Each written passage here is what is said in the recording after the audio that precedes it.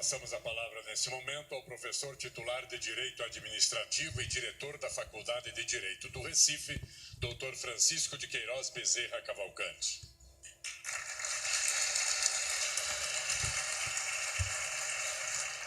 Excelentíssima Senhora Presidenta da República, Dilma Rousseff,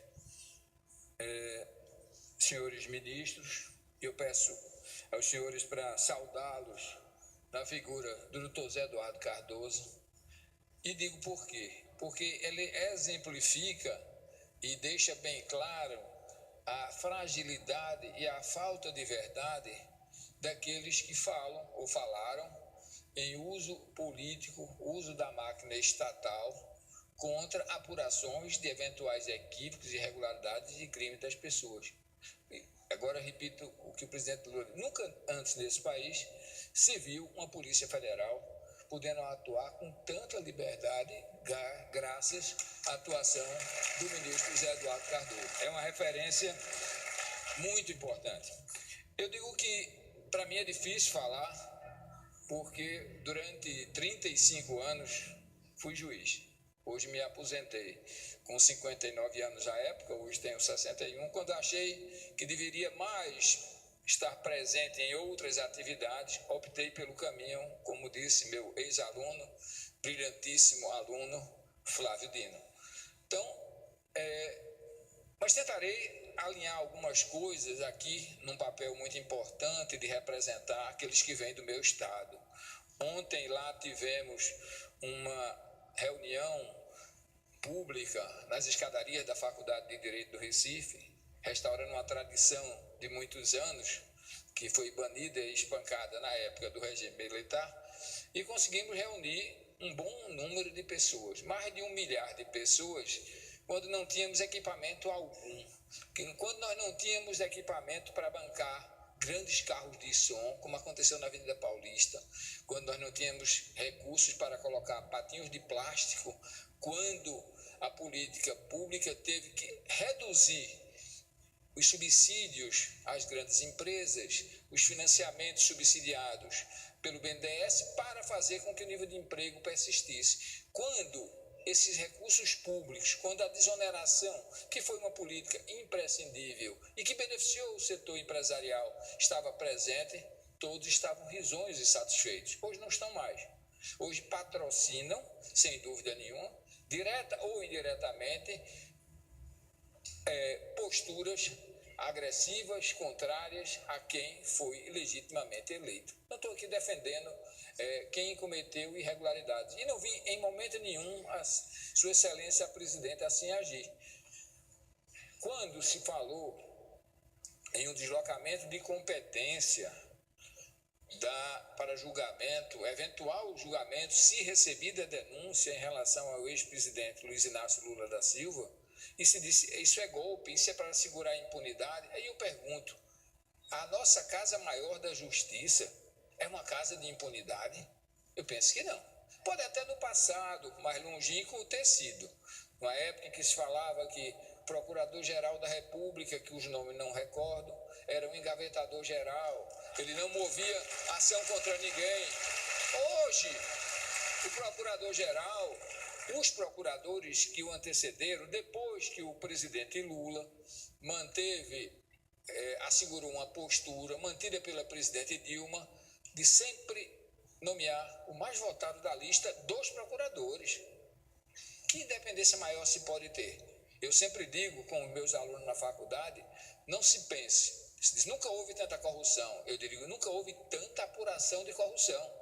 Eu fui de uma época de estudante que pessoas do poder, eu me lembro de 2 coronéis de farda verde do meu estado, conseguiram, depois de passar por direções de empresas estatais, ser sócios proprietários de uma grande usina de açúcar em Pernambuco, uma no Ceará e uma no Pará. Nenhuma delas custaria menos de 80 milhões de valores de hoje. Se achou realmente uma grande capacidade empresarial. É evidente que não era isso, era muito mais coisa. Então, o que nós temos é uma mudança, e essa transparência veio com a presidenta. Mas eu não penso que ela está sendo agredida por isso. Ela está sendo agredida pela postura política em favor da base. Eu já disse e digo em muitas manifestações, o Brasil ainda é um país muito desigual. Menos do que ontem e possivelmente menos do que o amanhã. Mas o Brasil ainda não é nem uma pirâmide. Eu sempre digo que o Brasil é uma tábua rasa e que quando se pisa na madeira que está embaixo não tem problema algum, são os pobres.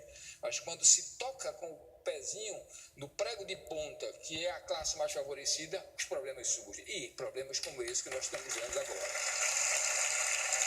Eu digo, senhores, que há várias questões muito sérias que o tempo não dá para manifestar-me sobre elas. E eu faço apenas algumas indagações e deixo as respostas para os senhores.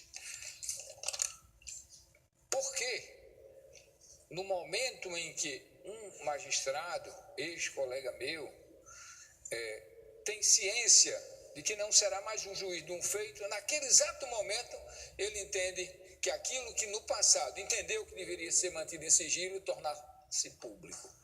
Por que não se teve a postura técnica de, ao ouvir numa escuta eventual, tecnicamente assim chamada, envolvendo a mais alta autoridade da República, não houve um encaminhamento em sigilo para quem? Para o foro competente, o Supremo Tribunal Federal, na pessoa do ministro relator, que é um ministro que tem demonstrado uma enorme isenção na sua forma de agir, o ministro Teori Zavascki. Eu penso que são perguntas sem respostas, ou que perguntas que têm respostas quando não são respostas jurídicas, porque a resposta jurídica, alguém iria dizer, o senhor vai ter que provar em juízo sob pena de ser interpelado. Mas o direito não resiste aos fatos. Existe muito mais coisa na sociedade de que o direito faz aflorar. Por que aqui nós estamos tendo um processo de impeachment que se quer acelerar? E nós temos uma lentidão com expedientes jurídicos para tornar mais lenta a apreciação de posturas muito mais graves do presidente da casa, cuja comissão vai receber e vai apreciar esse projeto. Por quê? Qual a diferença do descompasso? Aqueles que são políticos e aqueles que são mais cautelosos não podem muito falar. A casa do Congresso que vai examinar, que grande briga para integrar a comissão, a sorte, eu digo, graças a Deus, embora seja ateu, é ver na comissão processante figuras da estatura moral de Paulo Maluf. Então, eu pergunto, nada contra o Paulo Maluf, nada contra as duas injustiças que são as condenações transitadas em julgado no exterior, e que por acaso a nossa justiça não conseguiu ainda condená-lo, ou pelo menos julgá-lo e absolvê-lo, porque inocente deve ser. Porque nós teremos a presidenta que a ela não se atribui um fato. O único fato alegado é pedalada fiscal. Eu tive a oportunidade de dar um parecer sobre isso. Eu digo, se um atraso no pagamento para bancos estatais que receberam valores muito maiores do que aqueles pequenos atrasos, por questão de queda na arrecadação, que não afetou só nós, mas todos os países periféricos do sistema central, se nós entendemos que isso é caso de pedalada fiscal, para sermos coerentes, teríamos que afastar em torno de 16 governadores, inclusive aqueles que estão defendendo o impeachment da presidenta. Eu penso, senhores, que um retrato, isso é um filme velho. Isso é um filme, essa semana eu estava vendo novamente um filme chamado Chuva sobre Santiago. É um filme espetacular. Um filme espetacular onde mostra toda uma armação que se fez em cima de Allende. O setor empresarial fez haver desabastecimento, o setor financeiro fez faltar crédito, greves foram fomentadas, lockouts, dificuldades, questões cambiais, e a nossa classe média, muitas vezes insuflada por grandes grupos empresariais. Eu diria que um dos grandes males do Brasil não é a imprensa livre, é a falta de liberdade da imprensa, por termos poucos grupos, e isso vem de muito tempo, controlando a liberdade de imprensa. A liberdade de imprensa está privatizada. Quando os grandes grupos querem que se pense assim, a população pensa assim. Não é raro os senhores ouvirem alguém dizer: aconteceu um fato, eu vou ligar no canal tal para ver o que aconteceu. Na verdade, vou ligar o canal tal para ouvir o que aquele canal de televisão diz que aconteceu.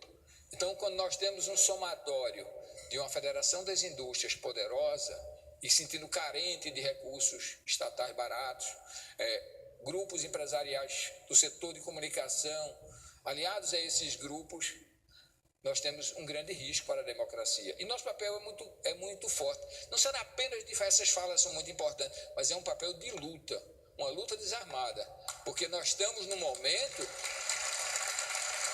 em que os golpes não são dados por forças armadas, os golpes são dados com artifícios jurídicos. Isso é terrível. Isso é terrível. Nós olharmos tanto que estudamos, tanto... Olhe para o professor Marcelo Neves, um dos maiores filósofos do direito da atualidade, não só no Brasil e fora, e ele deve olhar: para que eu estudei tudo isso?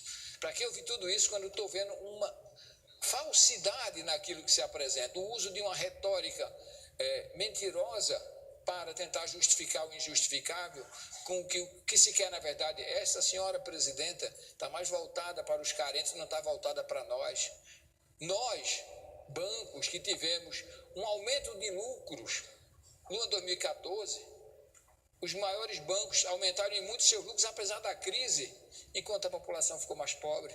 Todos esses entendem que a presidência não deve ficar, mas em respeito a essa base imensa de carentes, essa base imensa de que precisa de pessoas como a presidenta que está aqui presente, nós temos que assumir um papel muito forte, e às vezes desgastante, às vezes não compreendido, às vezes execrado, porque muitos canais de imprensa nos colocam como oportunistas. Ontem fizemos uma manifestação bonita na faculdade, hoje eu vi não sei quantas ofensas em redes sociais, muitos dos chamados coxinhas. Eu não sei porque coxinha é uma coisa que eu gosto tanto, por isso que fiz uma operação de ponte safena grande no ano passado.